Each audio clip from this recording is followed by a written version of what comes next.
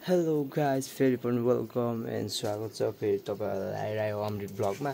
म चाहिँ के हो भन्दाखेरि अहिले चाहिँ दाइ पनि पुरा सुतिराख्नु भएको छ क्या होइन, दाइको फोन पनि फ्री अनि म दाइको छेउमा लागेर हिँडेको है।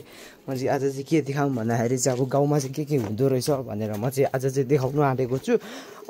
मैले चाहिँ खासमा आज पानी परेर अस्ति पनि हिलोमा लडिरहेको थिएँ क्या होइन साथीहरू।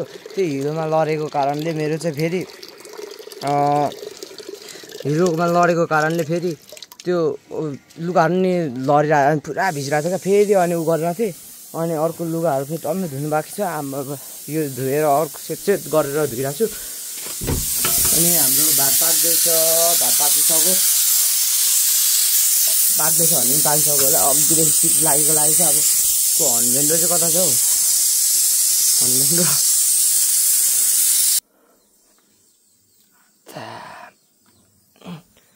डह्रो जस्तो छ यार भात पनि।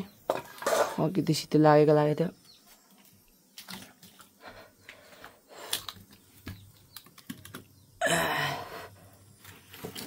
यस्तो गर्नुपर्छ क्या, अहिले बलेको गर्छ। गाउँमा चाहिँ यस्तै हो। ग्यासमा अब अरूहरू त ग्यासमा पकाइन्छ गाउँमा भए पनि, हाम्रो चाहिँ यही चाहिँ भात पकाउने तरिका। दाउरा खोतल्यो भात पनि पाकिसक्यो। हाम्रो चाहिँ अरू फेरि के हो भन्दाखेरि हाम्रो चाहिँ भात पनि फेरि गिलो पाक्छ क्या, किनकि हाम्रो बोजूहरू हुन्छ। हाम्रो बोजूहरू चाहिँ अलिक डह्रोहरू भात चाहिँ खानु सक्नुहुँदैन क्या होइन। अब त्यही भएर गिलो चाहिँ खाइरहेको छौँ हामी, गिलो चाहिँ खान्छौँ। त्यही हो, गिलो पकाउनुपर्छ। त्यही भएर पानी यति हाल्नुपर्छ क्या। अनि तपाईँहरूले सोचिराख्नु भएको होला यो मेरो घाँटीमा चाहिँ के हो भन्दाखेरि यो चाहिँ मेरो घाउ हो। त्यो घाउमा मैले औषधि लगाएको थिएँ, रातो देखिँदो रहेछ क्या यो औषधिले। त्यही भएर यसलाई चाहिँ छोप्नको लागि चाहिँ अब गलबन्दी चाहिँ लगाउनु पऱ्यो, नराम्रो देखिनु त भएन नि त होइन। जे भयो नि अब गाउँमा भए पनि पक्कोसँगले। यो चाहिँ मेरो कोठा पनि यस्तो छ। आज चाहिँ अलिक लुगाहरू हटाएर पुरा राखिरहेको थिएँ नि, धोएर कम त धोइरहेको छु। हेर्नु न साथीहरू, यत्रो धोइसक्यो होइन। तल अझै पनि धुँदैछु, भेस्टहरू धुनु बाँकी छ। यस्तो सेट धुँदाखेरि चाहिँ तपाईँहरूले यस्तो अब कट्टु भेस्टहरू धुयो भने चाहिँ अलिक अब यो चाहिँ साइकोलोजी युज गरेर मैले धुइरहेको छु क्या। कस्तो भन्दा साइकोलोजी चाहिँ अब यस्तो जस्तो एकैचोटि धुँदाखेरि नि होइन, अब हाम्रो माइन्ड चाहिँ के जान्छ भने अम्बो कति धेरै लुगा होइन हुन्छ होइन। सेट अब जस्तै त्यसले टुक्रा पारेर गऱ्यो भने यो अनि टुक्रा गऱ्यो भने एकैछिनमा धुइन्छ टाइपको हुन्छ क्या। यो चाहिँ साइकोलोजी हो। तपाईँहरू पनि यसरी धुनुभयो भने कसम तपाईँहरूलाई फिक्स भनिदिन्छु कि तपाईँहरूलाई अब यस्तो अब यति लुगा भए पनि नि होइन, थोरै मात्र लुगा होला जस्तो लाग्छ क्या तपाईँहरूलाई। अब यो त पानी पनि सकिरहेछ, त्यही भएर मैले अहिले चाहिँ पखालेको छैन। सबै साबुन लगाइसकेको, पखाल्नु बाँकी छ। यो साबुन पनि दुगा धारे दुगिसक्यो। अहिले चाहिँ कति बजिरहेछ भन्दाखेरि टाइम 11 बज्न लाग्यो है। बाबा पनि सरमदान। अब त यस्तो पानी परिरहेछ, कुलोहरू भत्किरहेछ। कुलो चाहिँ कस्तो भन्दाखेरि अब जस्तै बिजुली बुट गरेको यस्तो गरेर बोल्नु होइन यतिकोमा। यो जस्तै बुट घर हुन्छ हाम्रो एउटा मेन बिजुली आउने हो, त्यसमा चाहिँ पानी पठाएर पानीले थेलिन्छ नि त होइन। त्यो पानीमा चाहिँ अनि त्यसमा चाहिँ त्यो के अरे पुरा भत्किरहेछ अरे। त्यही भएर सबैजनाले गाउँको मान्छेहरू सबै ठुल्ठुलाहरू केटाहरू गइरहेछ। म पनि जान खोजेको थिएँ बाउ, फेरि बाबाले फेरि हाम्रो घरमा एकजना गइरहेको छु नि त, अनि त चाहिँ किन जानु भनेर फेरि भन्यो क्या। हामीपछि म जाँदैछु खोज्दै थिएँ, गइदिउँ न सोच्नु त सोचिरहेको थिएँ। त्यही हो, अब यस्तै छ गाउँले जिन्दगी। भर्खर भात पकाएको। अब मम्मी फेरि अनि मम्मी चाहिँ कता जानुभएको छ भने मम्मी अनि घाँस खान जानुभएको छ। गाउँमा त अब के यस्तै हो, गाई बाख्रा गाई के भनेर सकिन्छ, दिन बित्छ है। अनि हाम्रो बोजू चाहिँ यतै घाम ताप्नु थियो, कता जानुभयो यता घाम तापेर अलिक हाम्रो बोजू चाहिँ अलिक घाम तापेर यहाँ बाहिर अलि चाहिँ भित्र बस्नु भएको रहेछ। अघिसम्म चाहिँ घामै ताप्नु थियो त, चल्लाहरू हेर्दै। यहाँ त फेरि अब बर त्यो तुम्पासा भन्छ कि, यो भनेको चाहिँ तुम्पासा भनेको चाहिँ वन बिरालो चाहिँ आएर ग्याप सबै कुखुराहरू लग्दै खान्छ क्या। जस्तै अनि बेसार भने चाहिँ हामीले के पो भन्छौँ बोजू बेसारलाई हजुर चिला होइन अर्को हो। अघि भन्दै थिएन के पो कोको युगमा कोकुङ युगमा पनि भन्छ कोकुङ युगमा भनेको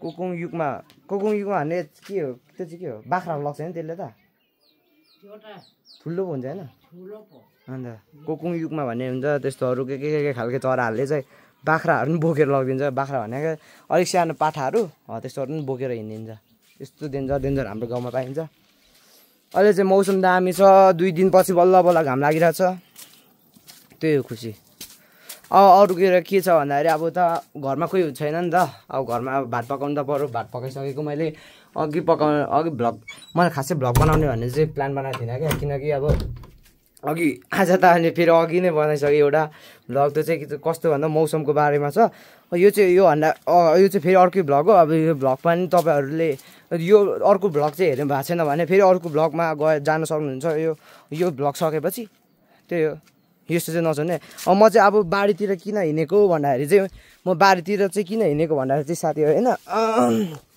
मम्मीले त्यो तरकारी पका भन्नुभएको छ क्या भात तरकारी दाल भात पकायो दाल चाहिँ भन्नुभएको थियो नि तरकारी दाल चाहिँ आज नखाम भन्दै थियो त्यही मासुहरू होला केही झोलहरू त होइन दसैँ हो मासु त भइहाल्छ गाउँमा तन्न फेरि यस्तो सिधै घाम परिरहेको रहेछ अम्बो यहाँ त भरेङ पो रहेछ या तल क्या हेर्नु न यो तल यस्तो यो छ कि बाटो थाम्छ कि थाप्दैन नि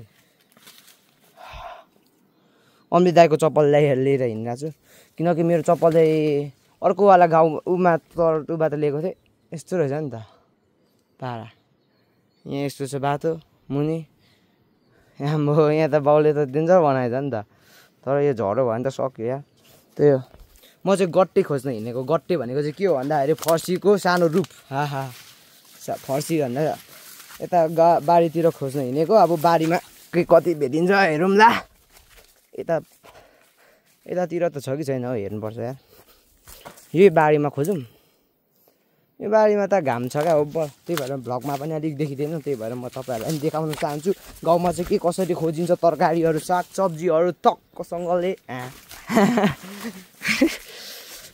यही बारीमा खोजिदिउँ न त होइन बो भेटिँदैन त हौ यत्रो ठुलो फर्सीहरू मात्रै भेट्दैछु सानो क्या सानो टक्कसँगले यत्रो ठ्याक्क सबैले तरकारी पुग्ने म फर्सीको बोट त छ नि हौ किन नहुनु होइन यत्रो मान्छे नभेटेको यार मैले मान्छे हराइसकेँ सुन्तला चाहिँ अहिले फलिरहेछ भनौँ न मिडियम हाम्रो चाहिँ सुन्तला चाहिँ फेरि सुन्तलाबाट 1 लाख क्रस हुन्छ क्या पैसा आउँछ त्यतिको फल्छ सुन्तला हाम्रो गाउँमा